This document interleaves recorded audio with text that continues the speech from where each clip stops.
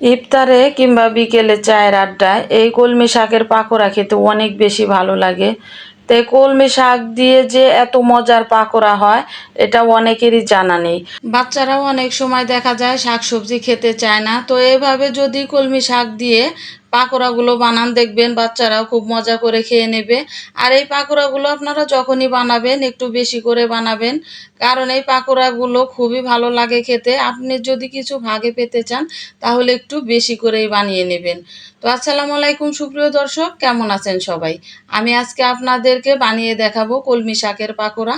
তো চলুন এখন মূল রেসিপিতে চলে যাই।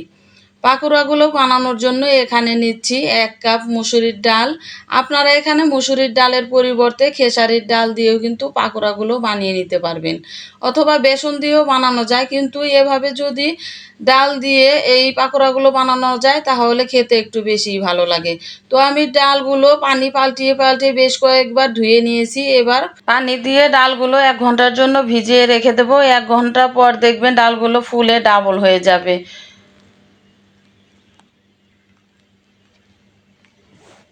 ফিরে আসলাম 1 ঘন্টা পর, দেখতেই পাচ্ছেন ডালগুলো ফুলে উঠেছে। এখন আমি পানিটা ঝরিয়ে নিয়ে ডালগুলো বেটে নিয়েছি। আমি পাটায় বেটে নিয়েছি, আপনারা চাইলে ব্লেন্ডারে ব্লেন্ড করে নিতে পারেন। এখানে আমি 1 আটি অর্থাৎ 250 গ্রামের মতো কলমি শাক হবে এখানে। এই শাকটা দিয়ে আমি পাকোড়া বানাবো। আর এই শাকের যে শক্ত অংশ আছে এটা ফেলে দিয়ে আমি শাকগুলো ঝুরি ঝুরি করে কেটে নিয়েছি। আমি বটি দিয়ে কেটে নিয়েছি, আপনারা চাইলে ছুরি দিয়েও এভাবে কেটে নিতে পারবেন। তো এখন এখানে দিয়ে দিচ্ছি বেটে রাখা ডাল।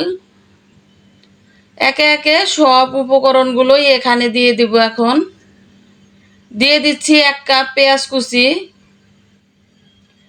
দিচ্ছি 2 চা চামচ লবণ, 1 চা চামচ শুকনা মরিচের গুঁড়া। আপনারা লবণ আর ঝালটা আপনাদের পছন্দ অনুযায়ী কমিয়ে বা বাড়িয়েও দিতে পারবেন। দিয়ে দিচ্ছি 1 চা চামচ হলুদের গুঁড়া, 1 চা চামচ ধনিয়ার গুঁড়া, 1 চা চামচ জিরার গুঁড়া, 5-6টি কাঁচামরিচ আমি এভাবে কেটে রেখেছিলাম দিয়ে দিলাম। দিচ্ছি আধা কাপ ধনিয়া পাতা কুচি। ধনিয়া পাতাটা একটু বেশি দিলে পাকোড়াগুলো খেতে বেশি ভালো লাগে, তাই আমি আমার পরিমাণ মতো দিয়ে দিয়েছি। আপনারা যদি পছন্দ না করেন তাহলে কমিয়ে দিলেও পারবেন। দিয়ে দিচ্ছি 1 চা চামচ আদা বাটা, 1 টেবিল চামচ রসুন বাটা, দিচ্ছি 1/3 কাপ আতপ চালের গুঁড়া। এখানে আতপ চালের গুঁড়াটা দিলে পাকোড়াগুলো অনেক বেশি ক্রিস্পি হয় আর খেতেও অনেক বেশি ভালো লাগে। তো সব কিছু দেয়া হয়ে গেছে, এখন আমি হাতের সাহায্যে খুব ভালোভাবে মিক্স করে নিচ্ছি। আশা করছি আমার এই রেসিপিটা আপনাদের খুব ভালো লাগবে। যদি রেসিপিটা ভালো লাগে তাহলে প্লিজ লাইক, কমেন্ট এবং ফ্যামিলি ফ্রেন্ডসদের সাথে শেয়ার করে দেবেন। আর যদি আমার চ্যানেলে নতুন হয়ে থাকেন তাহলে প্লিজ আমার চ্যানেলটিকে সাবস্ক্রাইব করে আমাকে সাপোর্ট করবেন। তো সব কিছু খুব ভালোভাবে মিক্স করে নিয়েছি। এখন আমি পাকোড়া শেপ দিয়ে তেলে দিয়ে দিব।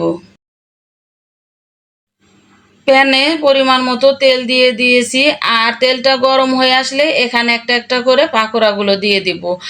আর এই পাকোড়াগুলো ভেজে নিতে হবে চুলাটাকে মাঝারি আঁচে রেখে, একদম হাই হিটে রেখে পাকোড়াগুলো ভাজা যাবে না, তাহলে অল্প সময়ের মধ্যেই পাকোড়াতে কালার চলে আসবে, তখন দেখা যাবে ভিতরে কাঁচা থেকে যাবে। এজন্য মাঝারি আঁচে রেখে পাকোড়াগুলো ভেজে নিতে হবে। তো আমি উল্টিয়ে পাল্টিয়ে পাকোড়াগুলো ভেজে নিচ্ছি। যখন দেখবেন একটু লাল লাল হয়ে আসবে তখন পাকোড়াগুলো উঠিয়ে নিতে হবে। আমি আপনাদের একটু দেখিয়ে দিচ্ছি কাছ থেকে, দেখতেই পাচ্ছেন এরকম যখন হবে তখন পাকোড়াগুলো উঠিয়ে নেবেন। একদম পুড়িয়ে পাকোড়াগুলো ভাজা যাবে না, তাহলে খেতে তিতা লাগবে। তো সবগুলো পাকোড়া আমি একইভাবে ভেজে নেব। আপনারা যদি বাসায় একবার এই পাকোড়াগুলো বানান দেখবেন বারবার এই পাকোড়াটাই বানিয়ে খাবেন। আর বাসায় বানানোর পর আমাকে কমেন্ট করতে ভুলবেন না এই পাকোড়াটা আপনাদের কাছে কেমন লাগলো, এটা অবশ্যই আমাকে কমেন্ট করে জানাবেন। সবগুলো পাকোড়া আমি ভেজে নিয়েছি, দেখে নিশ্চয়ই বুঝতে পারছেন পাকোড়াগুলো কতটা ক্রিস্পি আর লোভনীয় হয়েছে। এতক্ষণ ভিডিওটি দেখার জন্য আপনাদের অসংখ্য ধন্যবাদ। সবাই খুব ভালো থাকবেন আর আমার জন্য দোয়া করবেন। আল্লাহ হাফেজ।